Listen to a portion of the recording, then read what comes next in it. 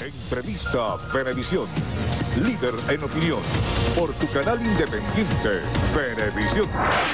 Amigos, bienvenidos. En Entrevista Venevisión hoy estamos listos para conversar con Alfonso Marquina. Él es diputado de la Asamblea Nacional, el segundo vicepresidente del Parlamento. Gracias por estar con nosotros. Gracias a ti por la oportunidad. Buenas tardes para todos los televidentes. Diputado, vamos a comenzar por el caso del diputado Juan Requesens. Vamos a tratar de ir en el tiempo de adelante hacia atrás. Está previsto que hoy se realice su audiencia de presentación. Para comenzar, ¿el lapso es el correcto, lo que ha transcurrido entre su detención y la presentación ante un tribunal? No, por supuesto que no. De acuerdo a la Constitución Nacional, él tenía que ser presentado en las siguientes 48 horas desde el momento de su detención. Y esto es un nuevo elemento de lo que ha sido la violación al debido proceso que se ha llevado en toda esta arbitraria detención o secuestro del diputado Juan Requesens. Y lo digo así porque la Constitución es clara. Y aquí hay que cumplir el debido proceso, sea para quien sea para un diputado de la República o para cualquier ciudadano. Tú no puedes, de acuerdo al artículo 44 de nuestra Constitución, practicar una detención sin que prive una orden judicial, a menos que sea en flagrancia, dice el propio numeral primero de este artículo. Ahora, la pregunta es si el evento que se le señala ocurrió el día sábado, y él es detenido el día martes, ¿cómo puedes justificar tu flagrancia? Así que aquí no hay flagrancia. En todo caso, él fue flagrantemente capturado saliendo de su casa en compañía de su hermana, pero nunca flagrancia en el supuesto delito que se le pretende señalar. En segundo término, además de que no hay una orden judicial, tenemos que recordar que él es diputado de la República y que los diputados gozan de una prerrogativa, no de un privilegio, una prerrogativa constitucional que es la inmunidad parlamentaria, que es una institución democrática mundial, que es una garantía plena del ejercicio del parlamentario. ¿Por qué? Porque los parlamentarios estamos no para representar a los gobiernos, sino a los pueblos. Y por lo tanto tenemos que convertirnos en las voces de esos ciudadanos que no son escuchados por los gobiernos. Tenemos que denunciar, tenemos que criticar. Y para darle garantía plena de ese ejercicio es que existe la inmunidad parlamentaria. Y existe un procedimiento para su allanamiento, que es el que está previsto en el artículo 200. Es decir, tiene que haber una solicitud del Tribunal Supremo de Justicia y la autorización expresa de la Asamblea Nacional. Artículo 200, artículo 187, que es el que le da la facultad a la propia Cámara de calificar a sus miembros. Así que, en este caso, esa pretensión de la Asamblea Constituyente no es otra cosa que una usurpación de funciones y, por lo tanto, de acuerdo a la propia Constitución, toda autoridad usurpada es nula. Además de eso, de que no estamos hablando entonces de una detención, sino de un secuestro, estamos también denunciando la desaparición forzosa del diputado Juan Requesens. Y esto lo digo en virtud de que desde el día martes hasta hoy lunes a esta hora no ha habido posibilidad de que la familia de Juan Requesens ni sus abogados tengan la posibilidad de saber, de contactar físicamente cuál es su estado físico, cuál es su estado mental. No ha habido ni siquiera la oportunidad de que el padre, la madre o los abogados sepan que efectivamente él está en buenas condiciones y no está siendo sometido a ningún trato inhumano, a tratos, a tortura, o en todo caso, como ya está rodando, la posibilidad de que haya sido sometido a algún tipo de estupefaciente para sacarle de manera indebida una declaración. Yo quiero denunciar ante el país que lo que vimos casi que en cadena nacional por Jorge Rodríguez es la confesión de un delito. No se puede permitir una declaración, en este caso el artículo 49 de esta Constitución que tanto defienden, dice que ninguna persona podrá ser obligada a confesarse culpable. Artículo 49, numeral 5. Por lo tanto, toda declaración tiene que estar la presencia de un fiscal del Ministerio Público y los abogados, en este caso, es decir, la parte acusadora, pero también la parte de la defensa, para garantizar que en todo caso lo que él diga lo dice por voluntad propia y no porque esté siendo sometido a ningún trato inhumano o a una tortura. Diputado, el segundo video, el que todavía desconocemos el origen, pero se presume que puede haber sido grabado en algún lugar del SEBIN. ¿Qué pretende? ¿Qué se puede apreciar allí? ¿Eso tiene algún valor legal, jurídico? Mira, ni el primer video tiene valor legal o jurídico, el segundo lo único que hace es ratificar los delitos que se están cometiendo, las violaciones a la Constitución que se están cometiendo en este momento. Yo escuché a altos personeros, incluso al propio presidente de la República, decir que ese era para contactar el estado físico del detenido. ¿Y por qué lo filtran? ¿Con qué intención? Desmoralizar, desmovilizar, dejar constancia de cómo puede ser castigado, cómo puede ser torturado un ciudadano por cometer el delito de oponerse a este régimen. Yo creo que si la intención era desmoralizar o atemorizar a la ciudadanía, el efecto fue contrario. Hoy los venezolanos están más indignados que nunca. Ningún ser humano con un mínimo de sensibilidad puede justificar estas acciones y en todo caso sigue ratificando ante el país y ante el mundo el carácter autoritario, violador de derechos humanos que representa el régimen de Nicolás Maduro. Los países del Grupo de Lima y Luis Almagro, el secretario general de la OEA, han coincidido en pedir una investigación independiente, exhaustiva y transparente sobre este caso. El mismo presidente Maduro dice que él incluso está abierto a que vengan investigadores de Estados Unidos, del FBI. ¿Usted qué cree que deba hacerse paralelamente a la investigación que se sigue dentro del país? Y aprovecho de una vez para preguntarle qué diligencias están haciendo sus colegas diputados. Mira, nosotros incluso como Junta Directiva el día martes, antes de los sucesos de Juan Requesén, habíamos fijado posición. Y nuestra posición era, por una parte, rechazar la violencia venga de donde venga. Así sea un acto simulado o sea un acto ejecutado por otras personas, hay que rechazar la violencia. Y en segundo término, pedíamos la necesidad de una investigación independiente, de una investigación seria, objetiva, que buscara la verdad y poder presentar luego esa verdad ante los venezolanos para que se determinaran las responsabilidades, sean de gente del gobierno o de gente de oposición, y por supuesto se impusieran el castigo.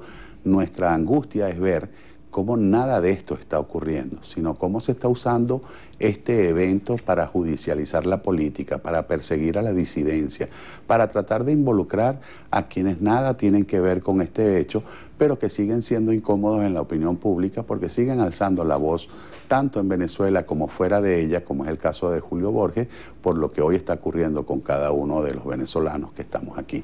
Así que el hecho de que tú ves todas estas violaciones, todos estos excesos, por ejemplo, yo me pregunto si se quiere hacer una investigación seria, ¿cómo es que se altera prácticamente al día siguiente parte de la escena del crimen? Es decir, si supuestamente se cometió ahí un delito, tú lo que tienes es que acordonar y mantener todos esos elementos de prueba bajo custodia.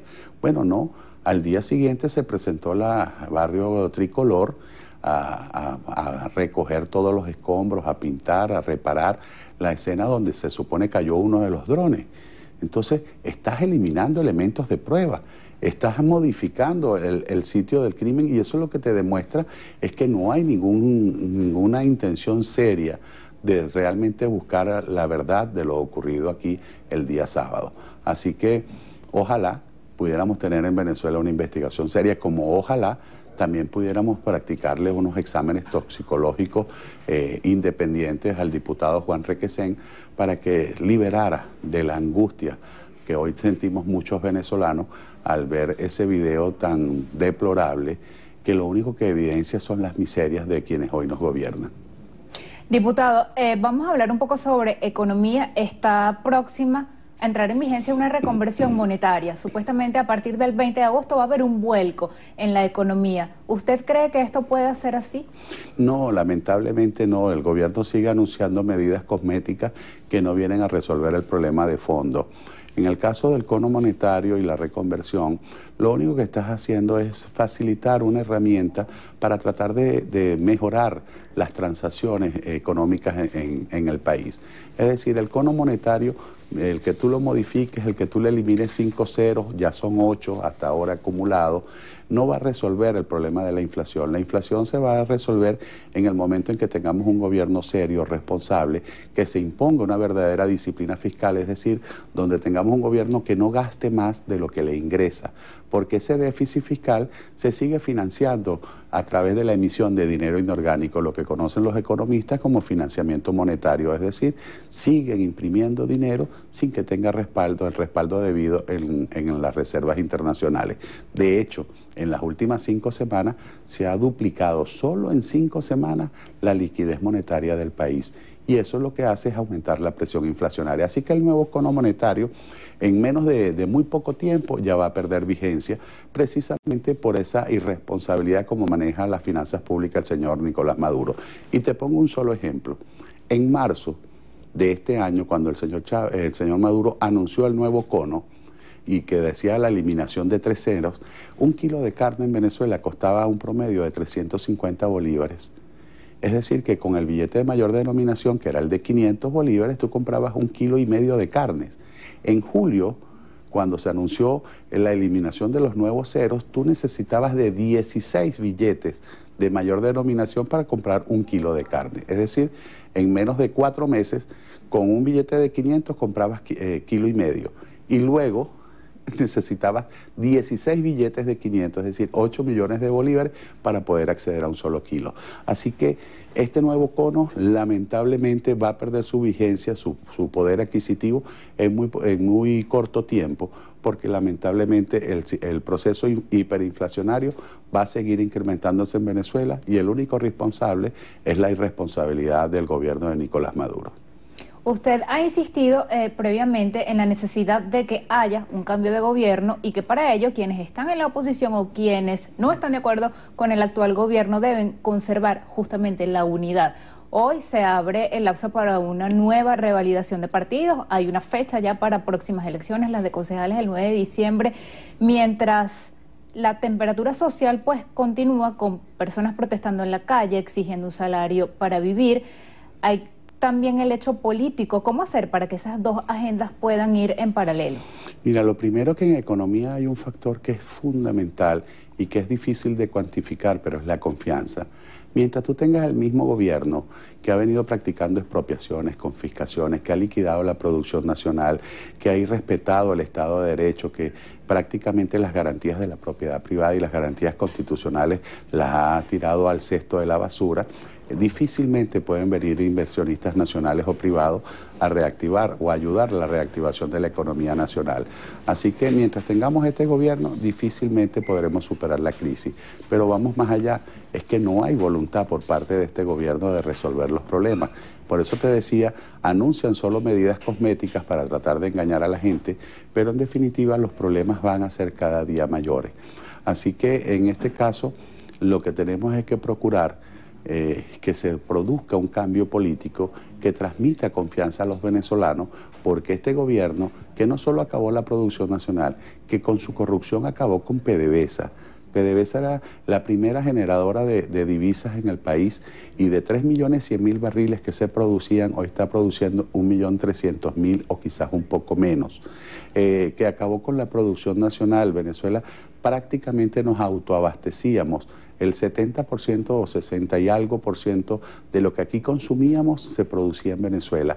Pero además había rubros en la economía nacional que nos permitían exportar café, cacao, arroz en muchas oportunidades, azúcar y otros tantos rubros que generaban las propias divisas para importar aquellos productos que no teníamos nosotros la capacidad de producir en Venezuela. Hoy día, lamentablemente, 1 kilo de cada comida que compra los venezolanos, de cada 5 kilos, solo 1 kilo es producido en el país.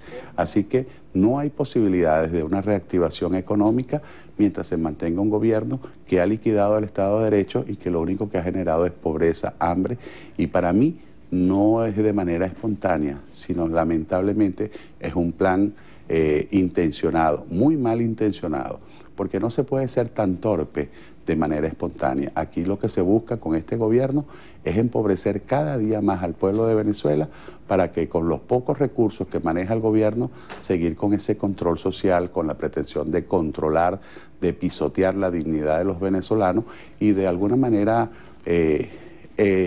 negarle unas condiciones mínimas de vida a aquel que piense distinto. Hasta acá nos dio el tiempo. Gracias por haber venido, diputado. No, muchísimas gracias a ustedes y siempre a la orden. Así despedimos entrevista a Venevisión con Alfonso Marquina, segundo vicepresidente de la Asamblea Nacional. Gracias por habernos acompañado.